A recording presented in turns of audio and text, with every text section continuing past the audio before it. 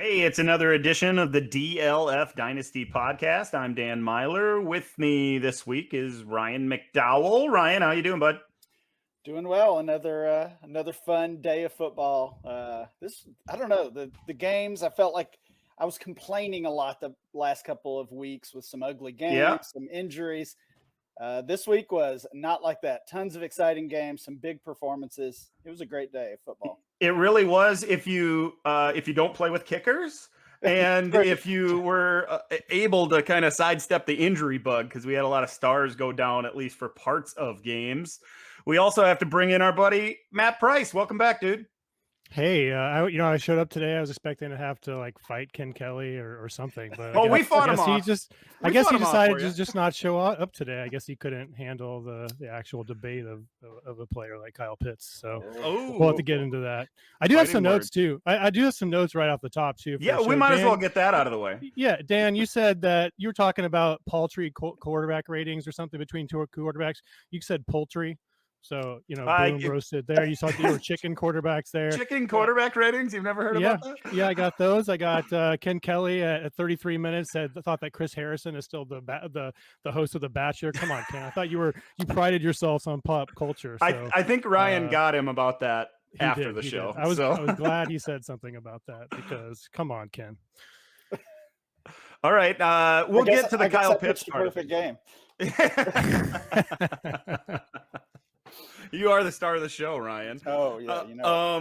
We are once again going to react to everything that happened in the big games this weekend. We always sidestep Sunday night and Monday night football so we can get things out right away on Monday morning for all you guys. And we always start on Thursday night. So it was an entertaining contest until one of those big injuries happened, Ryan. The Russell Wilson injury was just brutal. The Rams outlast the Seahawks 26-17. There are some stats to highlight, of course, Robert Woods, of course, but everybody's talking about Russell Wilson. We've talked it to death for 3 or 4 days already. What are we doing as dynasty managers with Russ now, though? Because it just kills us. Well, we always list Russell Wilson as one of those players that is underappreciated, undervalued, and now we're really going to learn that lesson the hard way. My first thought whenever things like this happen, injuries like this happen, is to look at some splits. What do the wide receivers do when the quarterback's out?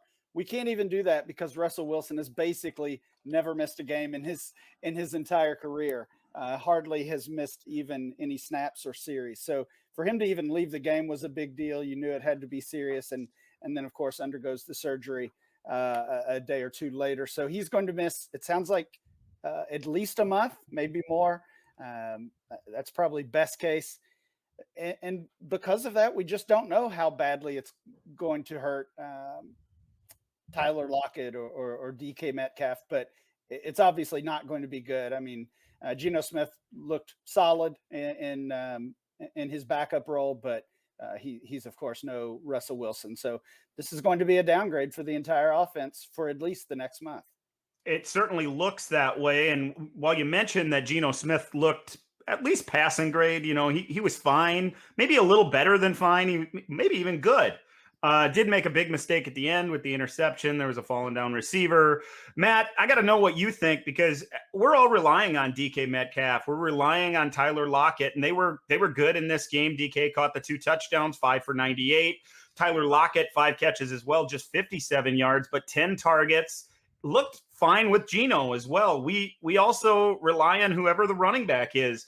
Alex Collins in this one, 15 for 47 and caught 2 passes for 25.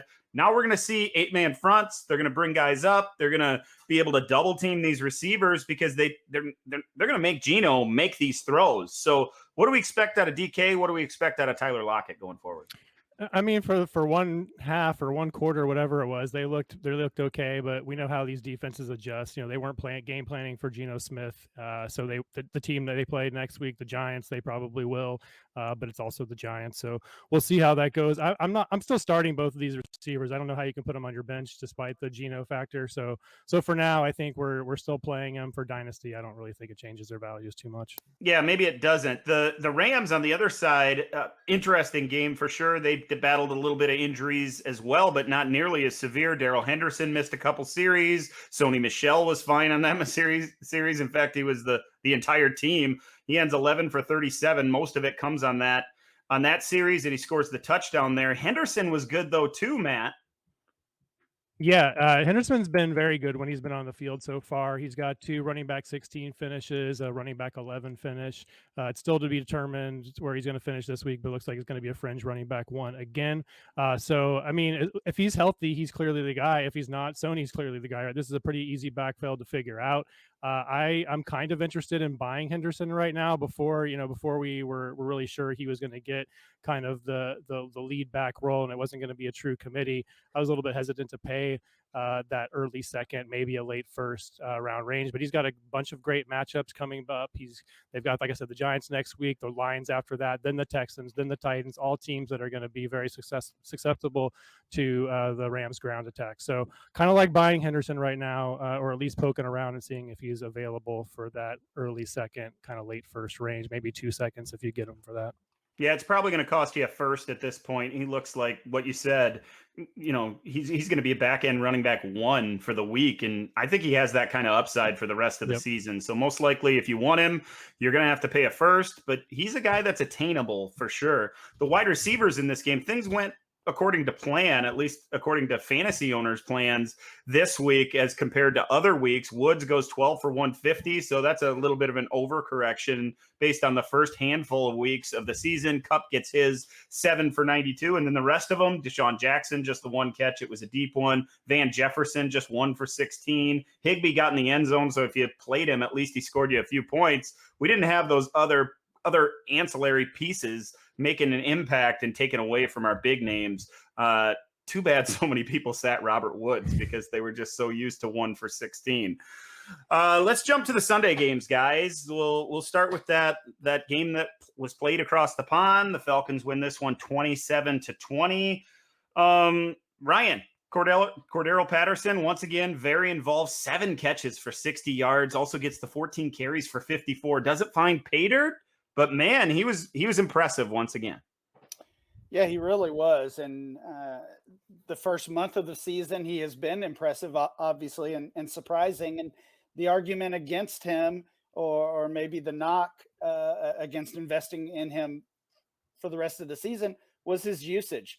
He was still producing in with limited snaps and a smaller role. And that's really what changed on Sunday that has given me some confidence in him moving forward.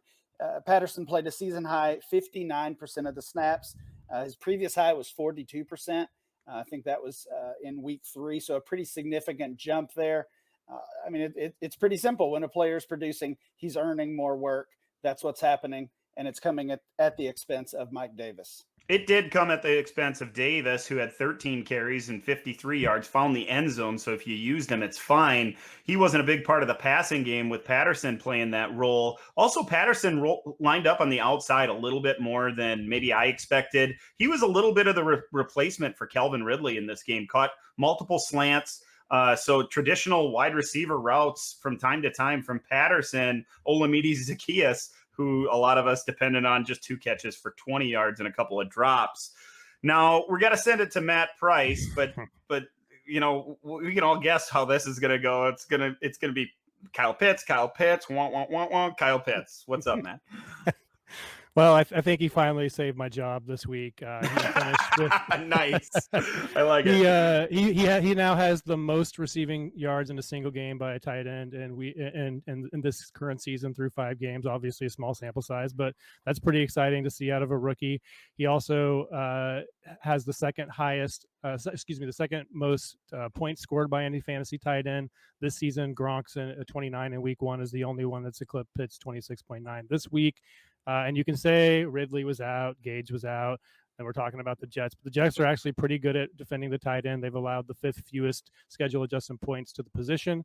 So I'm pretty impressed with what we've seen from Pitts. Maybe once Ridley comes back, he doesn't see 10 targets with regularity, but you have to be excited what you've seen with this guy so far when you consider his usage through the first 4 weeks and then finally breaking out this week for us. So the number 2 tight end finish of the week, how's that go for for wide receivers though, because he doesn't play tight end, Matt. That's true. It doesn't. I have to look that Boy, one up, I watched the whole it's up there, game. though. I seen him lined up at tight end less than 5 times. Really, Yeah, he's outside. He lined up and motioned out. I'm a little bit concerned about the long-term tight end eligibility with Kyle Pitts. I don't know. That's a conversation for the offseason, though. Ryan, anything to add with Pitts? Well, does it really matter? No, it doesn't. But if he gets moved, it's a cheat code at tight end, though. Sure, for sure. We have seen from experience here just over the past few weeks that fantasy league hosts are not in a hurry to change player position eligibility. So, I think a lot would have to happen for any site to move him to a wide receiver. Yeah, not in season, but in the off season, I'd be worried about it for sure. How about the Eagles and the Panthers? Panthers had the lead the whole game, still ended up losing. That was kind of a commonality throughout the week in week 5. Eagles win 21-18. Jalen Hurts got it done when it was necessary, I guess. His stat line could have been so much better. He throws for 198, doesn't have a touchdown pass, but should have to Goddard. Had another one taken away to Devonta Smith. Runs 9 carries, 30 yards, and 2 touchdowns to save his fantasy day. He could have been a top 3 or 4 scorer at the position, though. Hurts was really good. Speaking of Smith, 7 for 77, got the touchdown taken away. That hurts. The guy I want to talk about with you, Matt, is Miles Sanders, because he's on the field a little bit. You look at the stat line, 5 catches. All right, I can get on board. Just 6 yards on those 5 catches. He had them in the first half, too. Was totally moved away from in the second half, just 11 carries for 45 yards. He's still the most talented running back on that team. Gainwell only got 2 carries for 16 and 1 catch for 8. The Eagles just don't want to use these running backs. It's frustrating. I mean, Sanders got 16 opportunities today, considering targets and carries. So if you can't put up more than 51 yards on 16 opportunities, I don't know. We were the biggest fans of Sanders coming out, even over Josh Jacobs in that draft class. Last off season, I had him as high as like running back 4 at one point, I think, before we drafted the rookies in. So it's just, you can't trust, like you said in the notes, you can't trust any Philadelphia Eagle except for Jalen Hurts, because he's going to get 9 or 10 carries every game. He's going to get basically half of the running back carries every single game.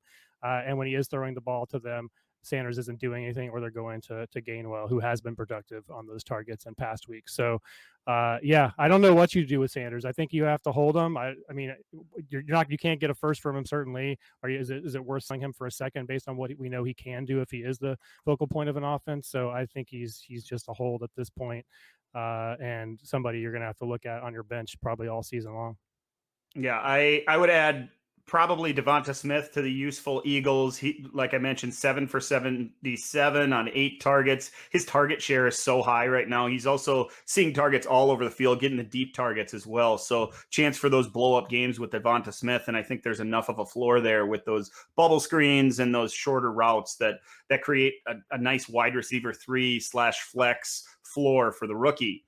Ryan, how about you with the Sam Darnold rushing touchdown experience? That experience ended this week. Finally, just 2 carries for 10 yards. He got beat up a lot in this game. Every time I looked at it, felt like Eagles pass rushers were harassing Sam Darnold. Chuba Hubbard, though, had a nice game. 24 carries, over 100 yards, and then 5 catches as well. Yeah, there was a little bit of concern last week from me and many others that me too, bud. Maybe Chuba Hubbard was not that Mike Davis-like player, but this week it changed. We saw him get the work in the passing game. Ultimately, I'm not sure it matters much. It seems like McCaffrey was close to returning this week, so I'm assuming he'll be back next week. And just hoping he can stay healthy. We saw, as you said earlier, Dan, some more brutal injuries, especially at that running back position. So hopefully, once McCaffrey gets back on the field, he's there to stay. I do think Chuba Hubbard would be a good handcuff going forward, though. Yeah, it seems that way. I mentioned last week that they clearly didn't see Chuba as a Mike Davis type player that could play both roles. They were mixing in what's the fullback looking running back that was catching the ball out of the backfield? Rod Smith maybe or something last week, and he catches like 4 or 5 balls, and we thought maybe Chuba wasn't that guy. This week he certainly was. They also used DJ Moore once again out of the backfield a little bit and got creative with them. They just didn't hit on those plays. Maybe the Eagles were ready for it. There were opportunities, or at least snaps, with him in the backfield. Just 5 catches for 42 yards on 7 targets. For Moore, he did get a carry, but lost yards on that as well. Let's move on to the Packers and the Bengals. If you play with fantasy kickers, this game is the reason that you shouldn't, especially if you get negative points for misses. As there was 5 missed field goals in like a 5-minute span of the game here towards the end. Aaron Rodgers did his thing though, 344 and 2. Aaron Jones went over 100 and caught 4 passes. AJ Dillon, guys, this was a fun one. 8 carries for 30 yards, got involved in the passing game once again though. 4 catches for 49 yards and a touchdown on 4 targets. So once again, he's going to put up respectable running back 2 type numbers for the second straight week. Wonder how long that's going to last. Adams was a stud, as always, 11 catches, 206, and a touchdown on 16 targets. So, as far as the Packers go, what we expected to happen kind of happened, with the exception of Mason Crosby. The story here, Ryan, is probably on the Cincinnati side. Burrow looks good once again, 281 and 2 through the 2 picks, but he appears to be rounding back into form. Mixon was hurt, so we're not going to throw his 10 carries for 33 and a touchdown in his face. Jamar Chase, though, once again, gets deep, 6 for 159 and a score on 10 targets, Ryan. That's the kind of usage we want to see out of the rookie. Yeah, I mean, this guy's a superstar. He was in college, he was the better receiver to Justin Jefferson pretty clearly. Nobody even debated that. And then we know what Jefferson has done early in his career. So looking at it that way, this should not be a surprise. After 5 games now, Jamar Chase now has just over 98 fantasy points. The only rookie wide receiver to score more than that was, of course, Randy Moss. So elite company there that Jamar Chase is in. And we've got new ADP coming out. I love our in-season ADP that really shows how player value is changing. And Jamar Chase, no surprise, is one of those players whose value is increasing since the season started. He's now a first rounder in Dynasty ADP, according to our October data. He's the 11th player overall. He's the wide receiver 5. And honestly, that feels a little low at this point, which is crazy to say. He's behind Justin Jefferson, his former teammate, CeeDee Lamb, DK Metcalf, and Devontae Adams. I've moved him up to wide receiver 3, but it's the same tier. I've got a top tier of 4 now, and it's Jefferson, Metcalf, Chase, and Lamb.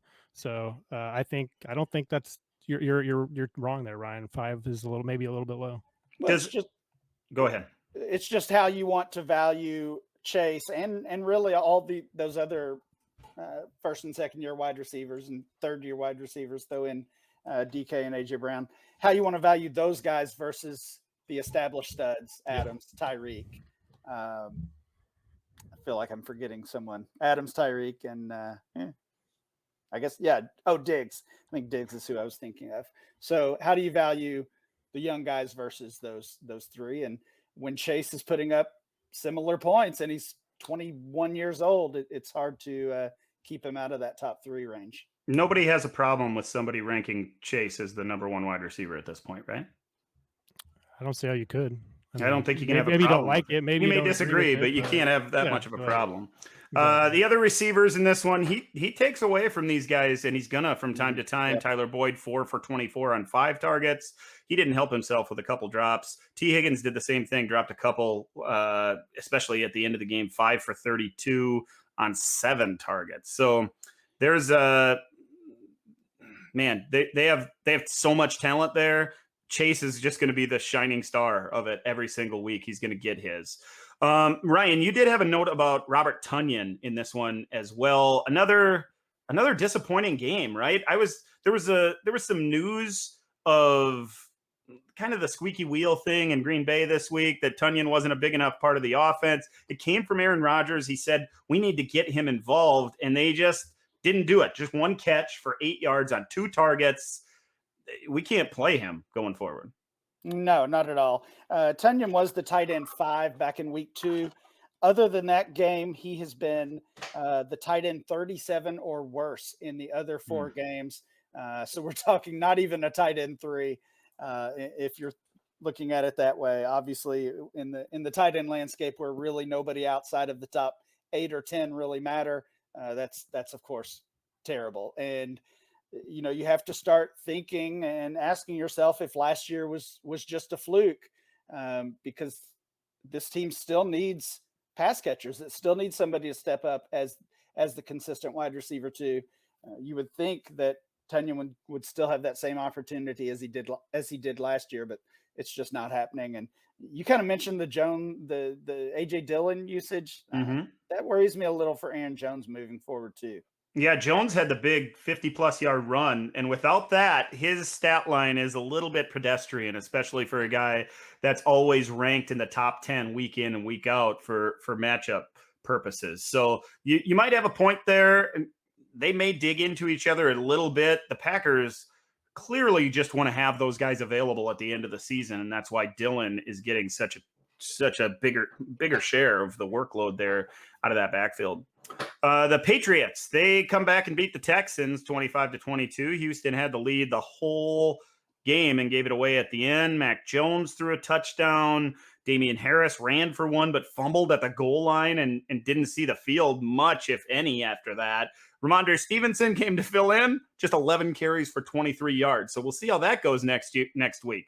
The star of the passing game has to be Hunter Henry. 6 catches, 75 yards, and a touchdown. So that looks good. Maybe he can be our fill-in in the top 12 for Robert Tunyon. He had 8 targets, but it was Jonnu Smith that he's just not a big part of that offense, Ryan. I noticed he had 5 targets. I saw a couple of those targets. I think he had 5. I'm not 100% sure on that. But I saw a couple targets go his way that were just awful, almost throwaways. And I think they got marked down as targets. He's just not a big part of this offense right now. It's clearly all about Hunter Henry. Yeah, Jonnu actually had 2 targets. He did catch both of them, so that's a little bit of good news. He only ran 8 routes for the entire game. Hunter Henry ran 25. So we've been seeing the separation between those two grow over the past couple of weeks, and it's really hopefully reached its peak here. But yeah, I mean, obviously you cannot use Jonnu Smith. I don't think he's a roster clogger. I wouldn't drop him yet. Same for Tunyon, by the way. I wouldn't drop him. But you can't use those guys in your lineup at all. Yeah, it's really a shame. From the Houston perspective, man, the best rookie this week, rookie quarterback at least, was Davis Mills. 312 yards and 3 touchdowns. Didn't throw a pick. Looked really good, spread out the ball, but didn't get it to Brandon Cooks. Just 3 for 23 on 3 targets. Chris Moore, he caught the ball, 5 for 109 and a score. Chris Conley, you guys are saying, who? Why are these guys catching the ball, not Brandon Cooks? Conley has 3 for 84 and a score. So Mills looks good, Ryan. We all seen that there was a little bit of upside. I didn't expect this against New England's defense. He really looked good after looking absolutely lost last week. No, nobody expected it. I actually mentioned in a tweet over the weekend prior to the games just how strong New England had been against quarterbacks. I don't believe they had allowed a single quarterback finish in the top 20, including shutting down Tom Brady from a fantasy perspective. And then it's Davis Mills who stings him for a top 10 finish as a fantasy quarterback. Nobody expected that.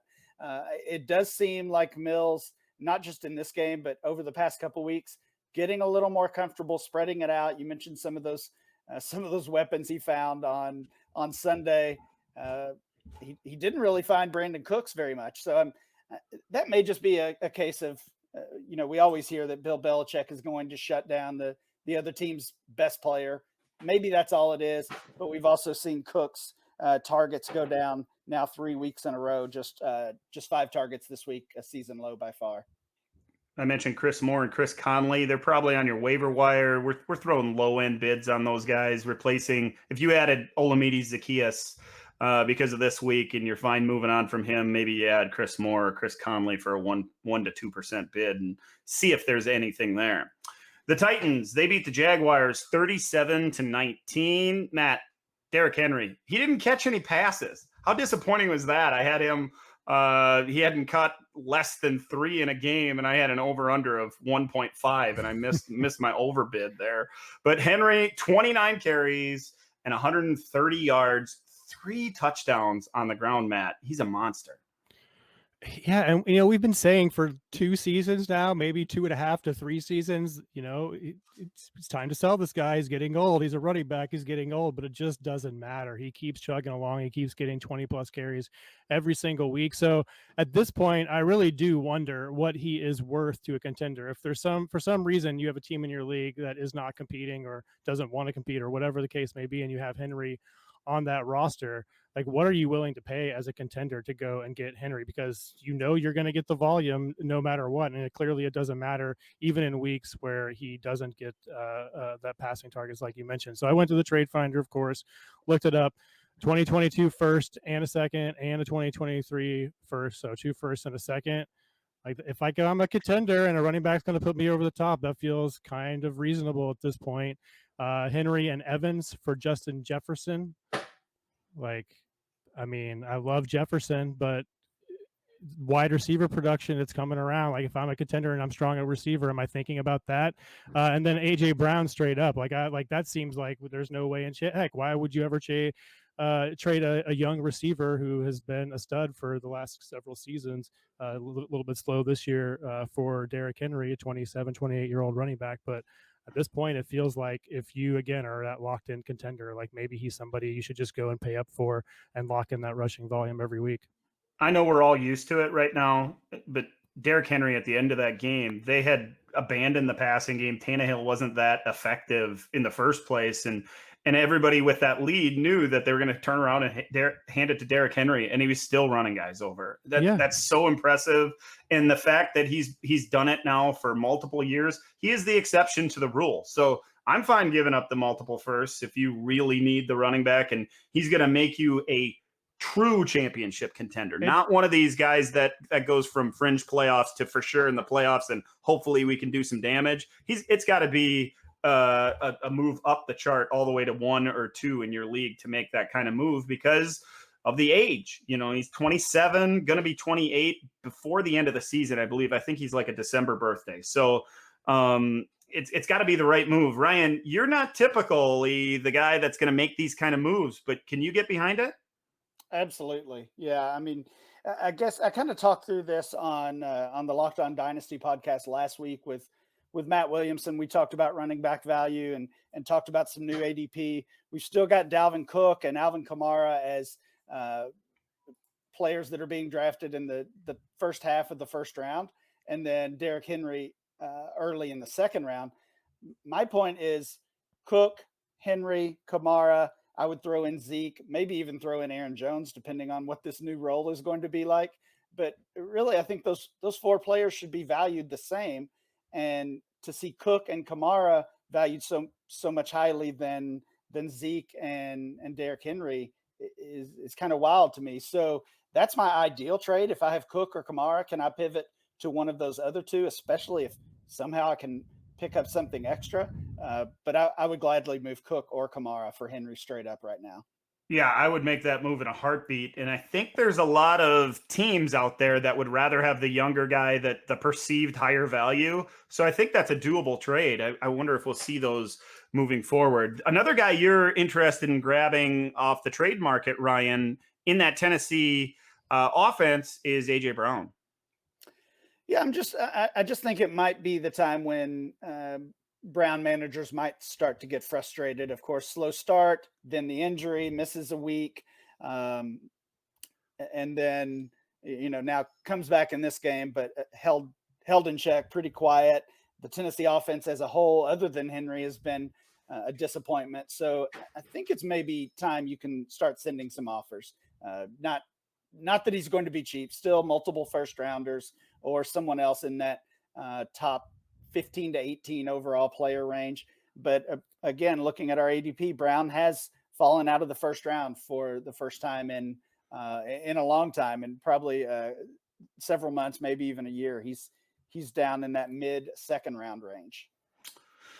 For the Jaguars, I noticed Trevor Lawrence looked a lot more comfortable this week than he has in the past. He was running a little bit more as well, 7 carries for 28 yards and a score, and nearly scored a second rushing touchdown to help provide that floor. He was right around 20 fantasy points in your league this week, and that's inching towards the back end quarterback one that we thought maybe he could flirt with this season as a rookie. He's showing some of the upside, 273 yards through the air and a touchdown pass. Also threw a pick, but looked significantly better in this game against an average or below average defense in Tennessee. So that's good to see if you invested highly in Trevor Lawrence. James Robinson, on the other hand, 18 carries, 149 yards and a touchdown, just one catch in the game.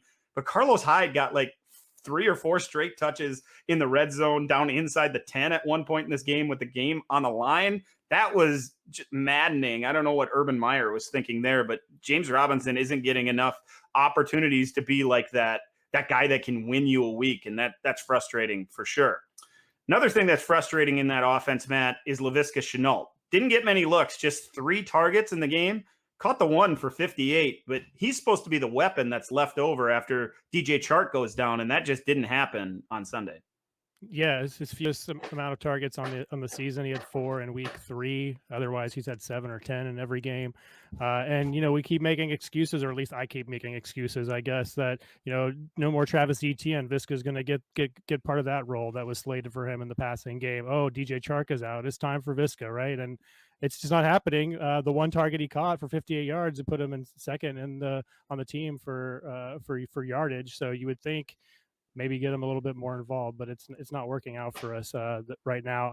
I'm not necessarily saying we need to panic on Visca, but I don't think he's necessarily a buy right now based on usage in this offense. I'm certainly not selling, but I don't know if I'm recommending a buy at this time. Well, we talked about Shenault and this entire offense last week quite a bit after the DJ Chark injury, and what I saw from that game and what I expected really moving forward, especially in the short term, was that Shenault would be the one soaking up targets. It would come at the expense of Marvin Jones, and Jones didn't have a great game here either. It was almost a different game plan for the Jags, continuing to focus on James Robinson having a larger role. So that feels good if you've got Robinson on your roster, or if you just were frustrated that he didn't play that big role we expected in week 1, but the wide receivers are just frustrating overall. It feels like a stay away situation right now. It is when you're setting a lineup, but the thing is, we look at Visca as a long-term asset. So can we see this turning around, or is this something that we want to try to get out of, is the question, Matt? Well, I think he's going to outlast the coaching staff. So I still have hope.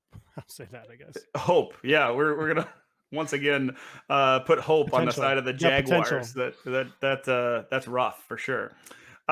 Speaking of rough, that Vikings-Lions game was hard to watch. The Vikings somehow came back and won after the Lions got the 2-point conversion to take the lead late. Vikings win 19-17. Cousins was fine, 275 and a touch. Alexander Mattison was excellent, 113 on the ground, 7 for 40 and a touchdown through the air. So he's a running back one when he's in there. At least it feels that way. Also, Justin Jefferson was a big part of the game plan. We needed that. 7 for 124 on 8 targets, but didn't find pay dirt. It came at the expense of Adam Thielen, though. His 2 catches came in that last drive. That's what put him in field goal range. He might have got shut out otherwise if the Lions were able to run the clock down. I think the story here is probably with the Lions, guys, because TJ Hawkinson, once again, I know he's banged up a little bit, but disappointing, just 3 targets, 2 for 22. DeAndre Swift didn't touch the ball nearly enough. Once again, 11 carries for 51 yards, got in the end zone, caught 6 balls for 53. But it seems like he should have had the workload that Alexander Mattison had, where he had 25 carries and 7 catches in the passing game. It was maddening. If there's a little bit of a silver lining for the Lions, it's probably Amon-Ra St. Brown, 7 catches on 8 targets for 65 yards. He was the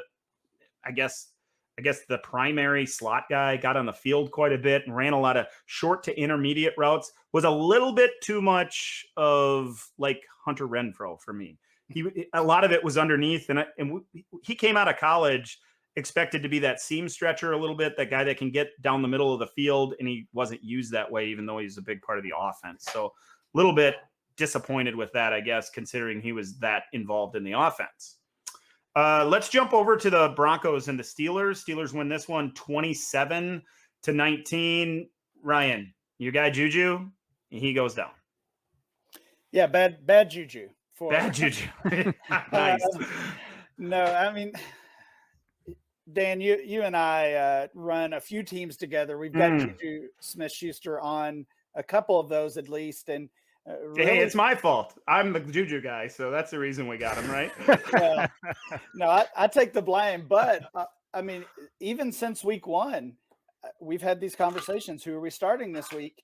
And he's never even a consideration. Yeah, at this point. So still a lot of things I think to like about Juju Smith-Schuster from a dynasty perspective. He has been productive, obviously, early in his career, still has age on his side. We think he's going to be in a new situation next year that's hopefully better. So I still view him as a buy, especially as his value continues to go down. But even if this is a season-ending injury, it won't hurt much because we haven't been using him anyway. It would be helpful, I think, for Chase Claypool and Deontay Johnson, who would just be even more consistent, which they've both been more consistent, more productive than Juju anyway. But we saw big games from both of those guys. So if he does miss time, good news for those guys. I think after a lot of concern, a lot of discussion about that offense, it's starting to kind of turn the corner. We're seeing those three, including Najee Harris, be consistently productive. You can put all three in your lineup each week, and Ben is better than the first couple of weeks. That's not saying much either, though.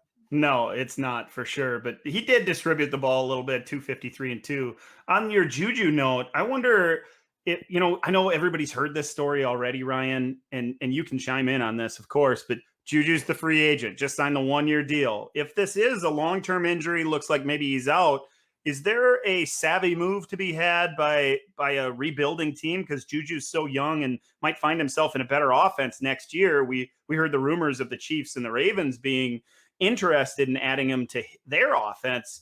Do you kick the tires, maybe try to get him for cheap now, hold him on your roster all year? He's not going to score you any points and get you a worse draft pick, and then see what happens down the road? Oh, absolutely. I still think he's a player to target in trades in Dynasty, again, because of those things that are potentially going in his favor. His age, obviously, his past production showing that he does have the talent to be a player in the league. And then the one that's more of an unknown is where he's playing next year. I do think it's safe to say it won't be Pittsburgh. I know we were saying that last year, but I think everybody will be ready for a new start, a fresh start at this point. I believe as well. We already saw the wide receiver 1 type upside. It happened for an entire season. I think that's still in there somewhere. There's still a chance. Maybe it's not wide receiver 1, top 12 wide receiver. Maybe it's a wide receiver 2, top 24 instead. But man, that's valuable. And I think you can get him really cheap right now if he's on a contenders roster. From the Broncos perspective, Teddy Bridgewater threw the awful pick. Cortland Sutton went 7 for 120. And that was pretty impressive considering he was banged up. Also caught a touchdown on his 11 targets. And Tim Patrick, 7 for 89 on 9 targets. So that Broncos passing game, it looks so much better when Bridgewater is in. You can really only count on those pass catchers if he's the quarterback. Before we jump over to the rest of the games, we should talk about our friends over at Monkey Knife Fight. They have the daily fantasy sports site for the rest of us. Even if you've played DFS in the past, your experience with Monkey Knife Fight will feel completely different. No more competing against professional players or working through time-consuming salary caps. With Monkey Knife Fight, you choose from unique, easy-to-play games, including the popular More or Less contests, where you can bet on if your favorite player will have more or less yards or catches than predicted. You can also play other major sports as well as golf, UFC, NASCAR, and more. So you should sign up for a new account with Monkey Knife Fight. And for those first-time depositors, you're going to receive a full year of DLF Premium for free. In addition, Monkey Knife Fight will match the initial deposit up to $100 with the promo code DLF. That's it. That's all you have to do. Your DLF subscription will be set up within 36 hours, and you'll have access to everything we do over at dynastyleaguefootball.com. So go to dynastyleaguefootball.com, click the image for Monkey Knife Fight, and follow the instructions to get started today. Let's talk about the Dolphins and the Buccaneers. The Buccaneers really roll the Dolphins 45-17. Tom Brady goes for over 400 yards passing and 5 touchdowns, including 2 to Antonio Brown and 2 more to Mike Evans. Both go over 100 yards on 7 and 6 targets, respectively. Chris Godwin was just fine as well, 7 for 70. Didn't find the end zone, but he's fine in a PPR league. I don't know if there's much more to be said about the Buccaneers, Ryan. We talk about it every week. He's got those 3 huge targets, 4 if you get Gronk in there. Somebody's going to be left out every single week. Leonard Fournette was good, 110 scrimmage yards and a rushing touchdown. Everybody got theirs against the Dolphins defense that just didn't look good. But in Miami, Brissett's behind center, 275 and 2 through a pick. Gaskin was really good. He caught 10 for 74 and 2 touchdowns. So if you used him this week, you're thrilled. I guess we can talk about that. I don't know how anybody would have used him, Myles Gaskin, after, really the entire season, but especially after last week when he just had a couple touches in the game. So if you stuck with him and got the payoff, good for you. I said last week, get this guy off my roster. I think the same thing, but now maybe the price is a little bit higher. Maybe now you can get a third. Maybe, and maybe you can even get a second now, as desperate as some teams might be for running back help. But yeah, I want no part of this team. And honestly, it's hard to take much away from Miami at all. You mentioned Tua being out, Devontae Parker, Will Fuller also out of this game. I think it's pretty obvious that none of these running backs are long-term options for this team. So it really feels like right now we're just kind of going through the motions with this offense until we can get to a stage where they're more healthy. Yeah, it was disappointing from a Miami's perspective. You mentioned that Parker was out, and my eyes got big. I'm a big Jalen Waddle fan, have him on so many teams, and tried to find a way to get him into the offense. Brissett has been using him, targeting him regularly, like double-digit type targets recently, and they get him 6 looks, but just 2 catches for 31. Also had a carry for a couple of yards. That was not what I expected. Preston Williams was involved a little bit, 3 for 60, and Gaskin had the 10 receptions. But that Tampa Bay secondary has been beat up so bad. This was the chance for Waddle to make a big dent, and it just didn't happen. So that's disappointing. We might have to wait a little bit longer on Jalen Waddle, which is frustrating as a Waddle manager. The Saints, they end up beating the football team 33-22. Winston threw 4 touchdowns. Jameis was pretty good in this one, just 1 interception, 26 rushing yards, 279 through the air. And then Alvin Kamara, Ryan, 16 carries, 71 yards and a touchdown, and added 5 catches for 51 and another score through the air on 8 targets. So Kamara, once again, those running back 1 numbers, big target in the passing game. That's a big part of it. Yeah, it was good to see that after last week with 0 receptions and 0 targets. Good to see him get back involved with several targets in this game and caught 5 of them as well. Honestly, even though we're talking about a very different price range, I would say the same thing that I said with Myles Gaskin. I suggested selling Kamara last week. I would still be searching out a trade for him if I've got him, especially really if I'm a contender or not contending. Either way, I want him off my roster, and he's still going to fetch quite a bit in a trade. I already talked about the trade target of Derrick Henry. That obviously makes sense if you're contending. I'd rather have Henry in my lineup every week than Kamara at this point. Matt, I saw you shaking your head. We haven't heard from you on Kamara lately. I'm wondering what you're thinking. I don't know if you have him in any leagues, but if you're contending, you're probably holding. If you're not, are you really trying to move on from him? Yeah, I think so. If you especially off of this performance, if you can get something in the 2 first range for him still, even a first and a second, maybe that's something you think about. But I have to think if kind of like Henry, like you're going to have to pivot to maybe another contender that feels a little bit differently about that player, because he's probably already on a contender. Every team that I have him on is a contender, and I don't think I would be moving him just because the volume is there, and that's what we need to win championships, right? So if I can pivot to a younger, like I don't even think you could get, like if I wanted to move down to Gibson right now, you probably have to add to Kamara to make that move. Maybe not off of this performance, but in prior weeks. So if you can buy back years and still be competitive this year, I think that's a move you could maybe make. But I think you're giving up a little bit of volume to make that move, and maybe making your chances a little bit worse to win this year. But maybe it's worth it to get an extra year or two out of that particular position. Yeah, maybe you could make the Gibson move right now, especially in a home league. I could see that happening. Ryan, you mentioned AJ Brown as a trade target. I like that idea. If you're not a contending right now, try to go from Kamara to AJ Brown. Maybe you can get something small along with it, and that you can build around anything with upside there. Speaking of Antonio Gibson, 20 carries in this one, but just 60 yards on the ground. That front for Washington just isn't creating running room for him. 2 touchdowns saves his fantasy day. Again, just 2 catches for 10 yards on 2 targets. Taylor Heineke was awful in this one.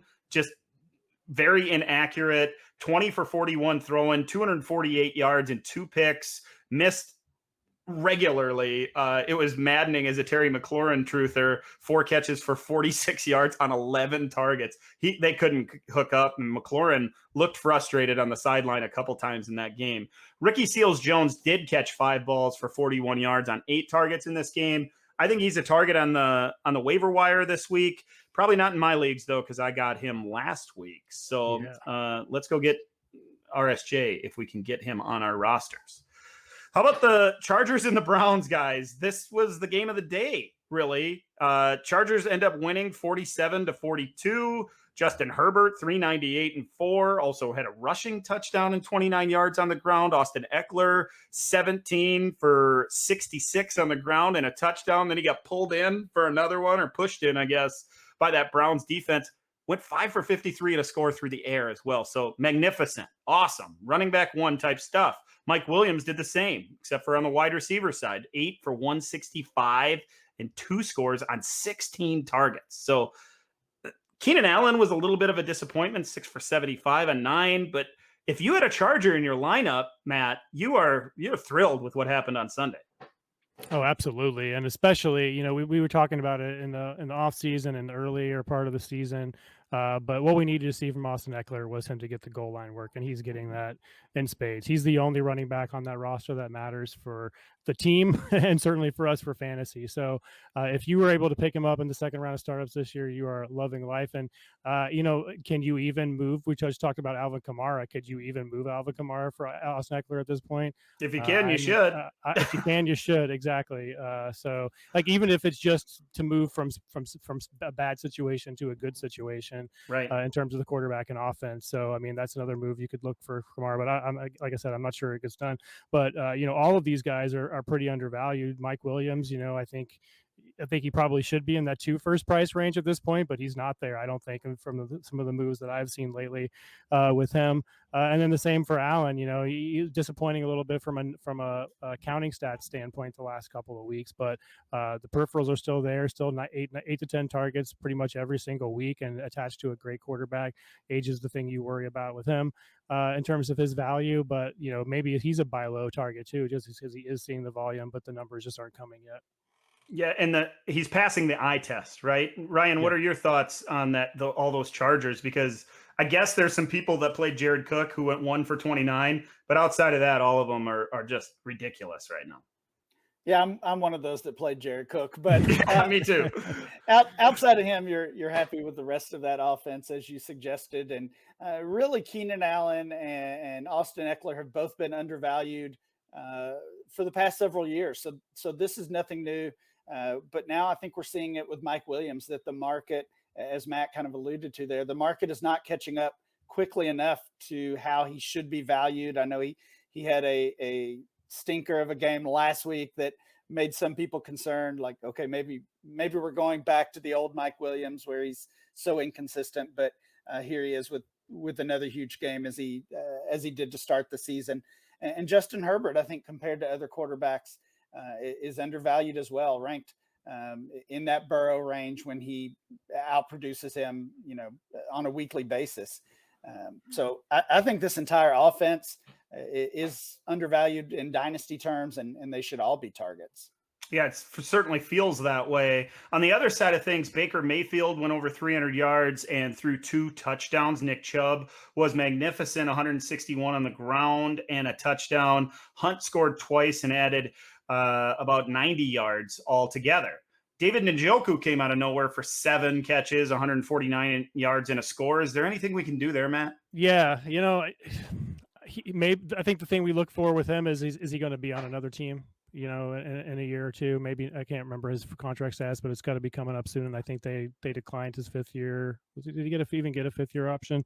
I can't remember. But anyway, it seems like they're going to be done with him pretty soon. So he's still got obviously all the athletic ability in the world. He showed it today that he can produce when he gets a heavy target game, and catching all 7 of those targets for a player that we haven't really thought about much since maybe the year after his rookie season. That great tight end class with O.J. Howard and Evan Ingram and all those other players that we thought were going to be first round tight ends, right? But maybe he still has something there, and it's something worth picking up on your waiver wire at the very least. I kind of still think Harrison Bryant is the guy they like. That hasn't really shown up in the numbers yet too much. So I don't think he's dead, if we can say that. Yeah, I don't think he is either. That 71-yard touchdown, he looked awfully athletic. One last note on the Browns, Odell Beckham Jr., 2 for 20 on 3 targets with no Landry on the field. We can't start him, obviously. I'm wondering if a contender can maybe sell him. I don't know if we have time to get into that, but OBJ, he's not the same guy anymore, clearly. The Bears, they beat the Raiders 20-9. Justin Fields in this one, just 111 passing yards, just 4 rushing yards, 1 touchdown pass. If there's anything here, Matt, it's Khalil Herbert. He had 18 carries for 75 yards, but didn't get a target. Did mix in that backfield. In fact, had just as many touches. Damian Williams, 16 for 64 and a touchdown on the ground, and then 2 catches for 20 yards. Herbert is probably rostered in most relatively deep dynasty leagues, but at least he showed something with the opportunities today. Yeah, basically split right down the middle in terms of opportunities. And I don't know about you guys, but I didn't think that was going to happen necessarily in the first week that David Montgomery has been out with the injury he suffered last week. I expected eventually for him to get there and kind of take over that early down role, because I think Williams at this point in his career is much better as a receiving option. So going forward, I think he is going to have the same similar role. And why wouldn't they? He was effective today, and he's clearly, I think, the better between the tackles runner at this point. So he's got that role locked up. The passing is maybe it'll come, but for this early in his career, for a rookie that was drafted that late, is promising. Las Vegas was so disappointing, Ryan. Derek Carr, 206, no touchdowns and a pick. Hunter Renfrow, I guess 6 for 56. That's what he does. But Josh Jacobs, 15 for 48 on the ground and a touchdown. And then what the hell happened with the 4 catches for 19? Why is he catching passes all of a sudden? I don't know. It doesn't make sense. There's a lot of things that don't make sense with this Las Vegas Raiders team. 4 catches, as you said, for Jacobs, 5 targets. Both of those, not quite career highs, but the second best marks of his career. Really out of nowhere, they signed Kenyon Drake, who would be perfect for that type of role, and he's hardly seeing the field. They've got Darren Waller, potentially the best tight end, maybe the second best tight end in the league. His targets continue to go down every week. None of it makes sense. And with the recent news, they might have a new head coach in a few days. Who knows? Yeah, who knows? There's some rumblings throughout the Twitter sphere, right? Holy cow. Not good. The Cardinals, they beat the 49ers 17-10. Kyler Murray, 239 and a touchdown to Nuke. That was good, but only 7 carries. That's fine. No rushing yards for Kyler Murray. That's no good. We don't like that. Rondale Moore looked good, though. 5 for 59 through the air. Also added 38 rushing yards. Nuke, I mentioned the touchdown, 87 yards on 6 catches. Not a lot to talk about there. Trey Lance, we could talk about him all day. 192. Didn't throw a touchdown, but 16 carries for 89 yards. Took a couple big hits, but showed his upside. Missed on like slants, high throws. Very disappointing. If he hits Debo on a couple of those, Debo has a really big game. Trey Lance has a really big game. Trey Lance also just missed a rushing touchdown. So showed some of the upside, but there are some things to work on for sure. Matt, I mentioned Debo, 3 for 58, also 13 rushing yards. A little bit disappointing, but Elijah Mitchell, he was the only running back of note.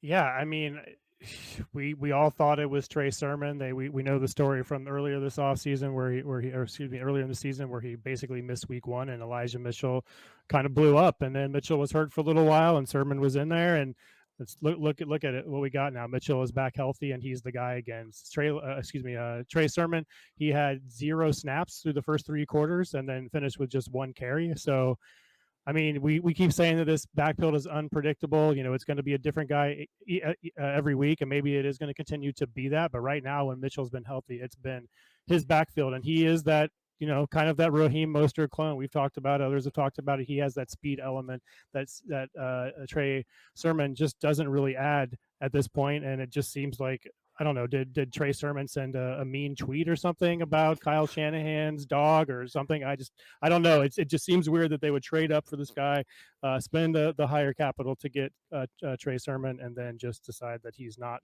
going to be that guy. So Mitchell has clearly just either outplayed him and shown more in practice, or Shanahan just likes him better for the role that they want that running back to have right now. You know, this is just gut, but it doesn't feel like Shanahan likes. Well, maybe, you know, clearly he liked him. He just doesn't like him. After he got to know him, he liked him after like an interview, right? After the first interview that they had at the draft, I'm sure sounded like a good guy, but you get to know him. You know, some of those things that you think are cute early on, you know, the longer and longer they go on, they're not cute anymore. Now they're annoying, right? So that seems to be what we have with Tracy. Well, Shanahan and annoying go together well, because his usage of his star players is one of the most annoying things that happens in fantasy right now. I mean, we've seen this before, though, right? I mean, we saw it last year with Keyshawn Vaughn, that draft capital and landing spot moved him up into the first round of rookie drafts. We saw the exact same thing with Trey Sermon. In fact, a lot of people compared what happened with Trey Sermon in his increased value to Keyshawn Vaughn, who knew it would play out almost exactly the same way. But we've seen it with Shanahan as well. You know, years ago, he traded up for Joe Williams, and Dynasty managers kind of, I don't want to say went crazy, but certainly went from a guy we didn't really know who he was to let's use the 2nd round pick on him.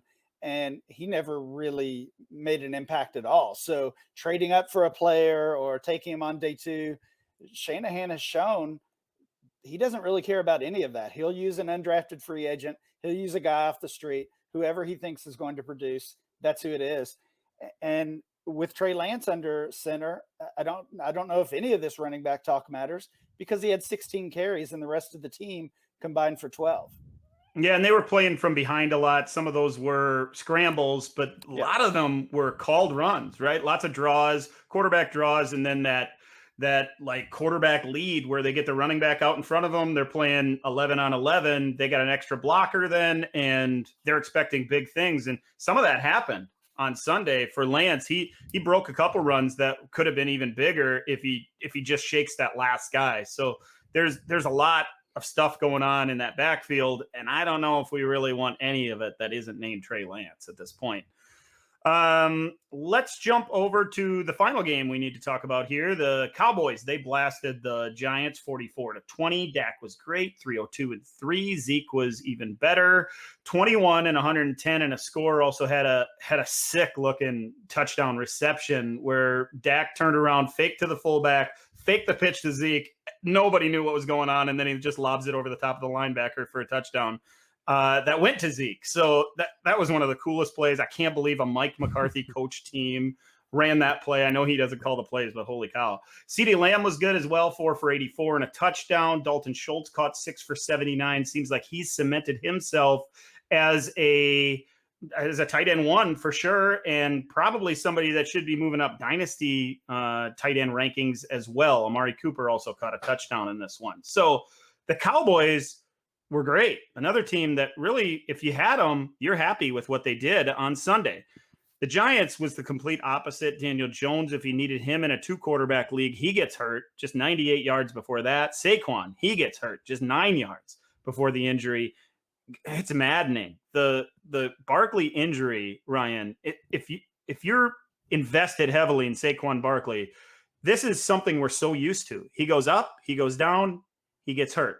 He goes up a little bit. We're excited about the upside again, and now he's hurt again. And it looks like it could be a multi-week thing, certainly going to affect him the next time he's on the field. We just got to shake our head, right? Yeah, continues to be frustrating. It is being called a low ankle sprain, and I don't think they've quite ruled him out for next week, but the assumption is he'll be week to week, and it will cost him at least one game. It's the same old story. And I remember Matt during the offseason saying if Barkley has one more injury, his value really plummets. And he had already fallen into the second round of Dynasty ADP, the October data that I've referenced earlier in this episode.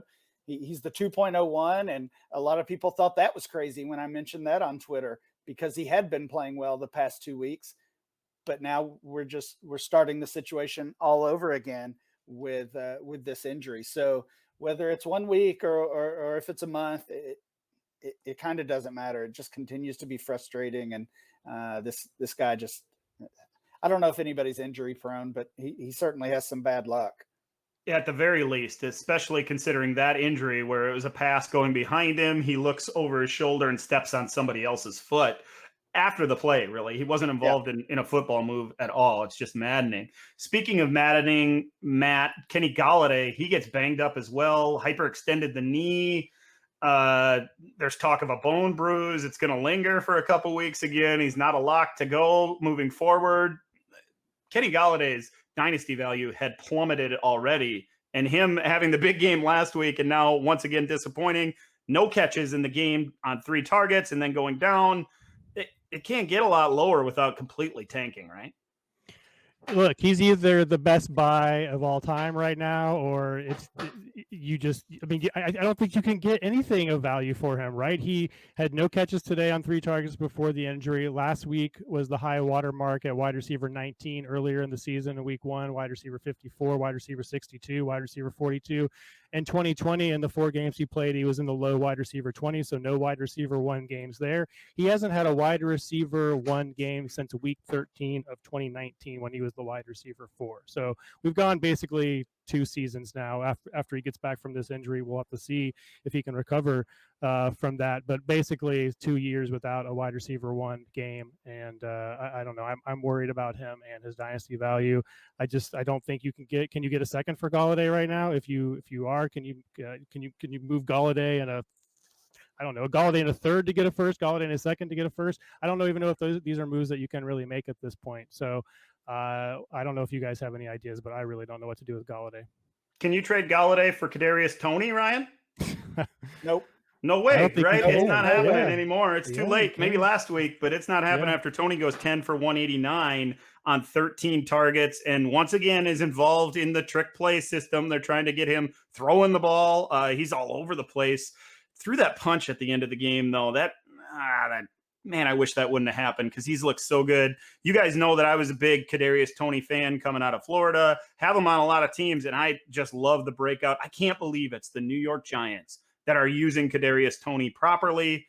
But they are. These 2 weeks, it doesn't matter when those other guys get back, Ryan. He's locked into this kind of role.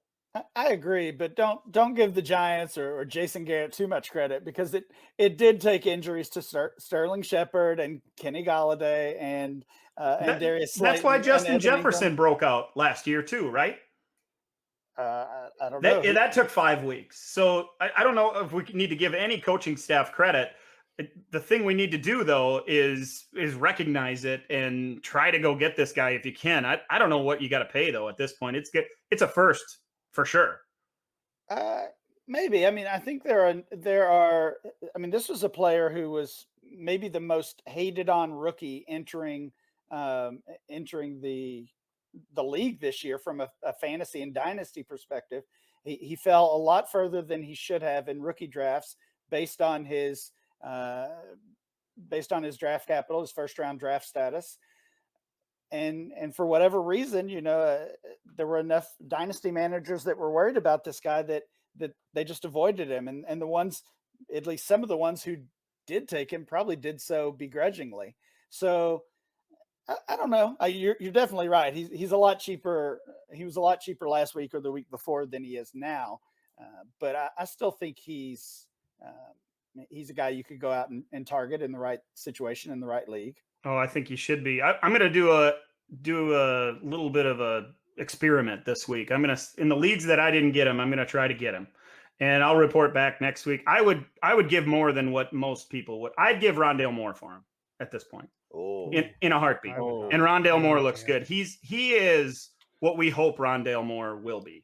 And I know it's just 2 games and 10 catches without a couple of wide receivers, but I would pull the trigger on a deal like that. Is that too much for you guys? I mean, I want the quarter. I think the tiebreaker is the quarterback situation, and It's not a tie though. That's the thing. It's not a tie. Kadarius Toney is doing everything and more than we want to see from Rondale, and Rondale has the other weapons around him that's going to keep the ball out of his hands. Kadarius Toney is taking the ball because he's the best player on the team. I mean, I wouldn't give Rondale Moore for him. I'm with Matt that I was a big Rondale Moore fan entering the league, and even with that competition, I've been impressed with what he's done. I have too. But I'm with you. I mean, I would be targeting Toney, especially if it is that situation that I described where I think he's not on a roster that necessarily wants him and values him. I believe that even when Shepard and Slayton come back, they're still going to use him like this. And maybe that creates a little bit of a window that there's other dynasty managers that say, hey, I got to capitalize because 2 of their top 3 receivers were out. That's why they're using him this way. I feel like you'd have to be the dumbest coach in the NFL to not continue to use him. But there is a chance that that's the case here, right? Jason Garrett, I mean. Yeah, we're not, like Ryan said, we shouldn't give him too much credit. So with that thrilling Kadarius Toney debate, we'll end this episode of the DLF Dynasty podcast. I want to thank everybody for listening. Go follow Ryan at RyanMC23. Follow Matt at MattPriceFF, and you can get me at DMyler22. Also, follow the podcast on Twitter. So thanks for listening, and we'll catch you again in week 6.